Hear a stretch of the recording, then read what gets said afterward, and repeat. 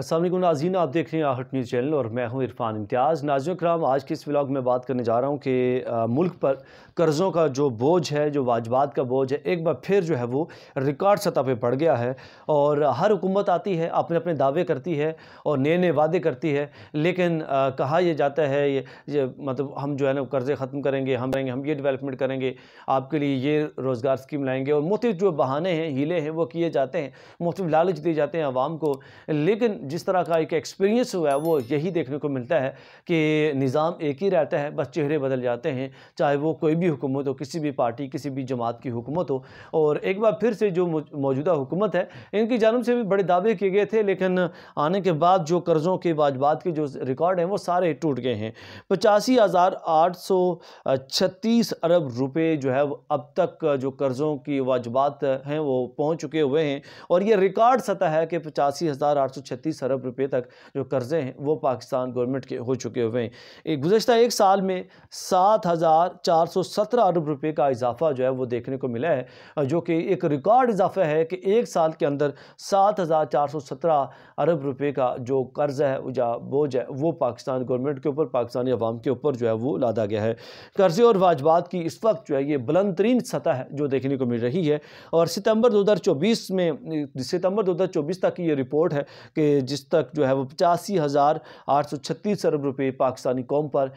मुल्क पाकिस्तान के ऊपर जो है वो कर्ज़ और वाजबात हो चुके हुए हैं। और इसमें जो मकामी कर्ज़ा है वो है 47,536 अरब रुपए, जबकि अगर गैर मुल्की कर्ज़े के वाले से अगर हम बात करें तो वो 33,722 अरब रुपए हो चुका हुआ है। और ये बहुत बड़ा कर्ज़ा है, बजाय इसके कि इनके जो कर्ज़े हैं वो ख़त्म हो, लेकिन आए रोज़ जो कर्ज़ों की वाजबात की जो रेशो है वो बढ़ती हुई दिखाई देती है। और जो वादे हैं, इनके जो मुख्तलिफ तरह के हीले बहाने वो फिर भी देखने को मिलते हैं, और ये जो कर्ज़ है, वाजबात हैं, वो ख़त्म होने का नाम ही नहीं ले रहे, बल्कि हर गवर्नमेंट के दौर में बढ़ते हुए ही दिखाई देते हैं। और इवन दो कि अगर ये चाहें तो उसको मेंटेन कर सकते हैं, अगर एटलीस्ट आप ख़त्म नहीं कर सकते, आप किसी एक साल के अंदर इतना आप टैक्सेस इतने ले रहे हैं, हर चीज़ के ऊपर टैक्सेस लिए जा रहे हैं, लेकिन उसकी समझ नहीं आती ये टैक्सेस जाते कहाँ हैं, और सारे के सारे फिर वो उधर से टैक्सेस भी आवाम भी जो है पीस रहे हैं, आवाम भी भूखे मर रहे हैं, लेकिन दूसरी जानब जो है वो जो कर्ज़े हैं वो भी बढ़ रहे हैं। हैरान कुन जो है ये चीज़ें देखने को मिलती हैं कि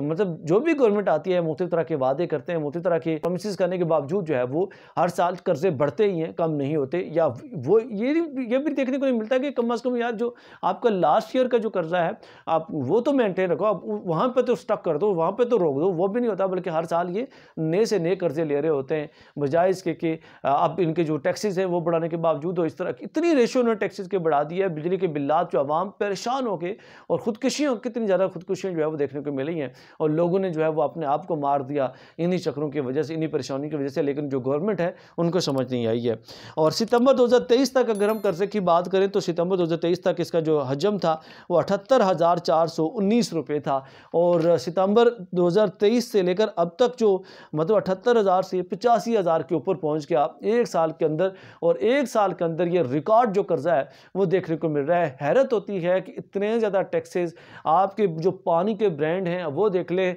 तो सैकड़ों किस्म के, बल्कि जो पाकिस्तान के अंदर इस वक्त जो पानी के जो वाटर फिल्टर जो प्लांट हैं वो हैं, और पानी की सेल हो रही होती है, और हर एक से वो कितने टैक्सेस ले रहे हैं। फिर इसी तरह आपकी जो कॉस्मेटिक्स हैं, आपकी जो